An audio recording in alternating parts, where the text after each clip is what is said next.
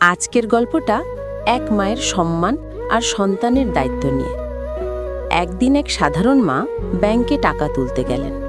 পরনে ছিল সাদামাটার শাড়ি, হাতে পুরনো ব্যাগ। কাউন্টারে দাঁড়াতেই কিছু লোক তাকিয়ে হেসে উঠল। এই বুড়ি, এত টাকার কাজ তোমার মতো লোকের নয়। মনে হয় ভিখারির মতো দেখায়, কে জানে আসলেই টাকা আছে কিনা। কথাগুলো শুনে মায়ের চোখ ভিজে উঠল, কিন্তু তিনি কিচ্ছু বললেন না। টাকা তুলতে গিয়ে ব্যাংকের কর্মচারীরাও অবহেলার সুরে বলল, আগে ভালো জামা পরে আসতে শিখুন, তারপর এত টাকার লেনদেন করবেন। অপমানের ভারে মাথা নিচু করে তিনি চুপচাপ ব্যাংকের এক কোণে বসে পড়লেন। ঠিক তখনই বাইরে থেকে ঢুকলো এক যুবক। সবার চোখ মুহূর্তেই তার দিকে চলে গেল। পরিচ্ছন্ন ড্রেস, আত্মবিশ্বাসী হাঁটা।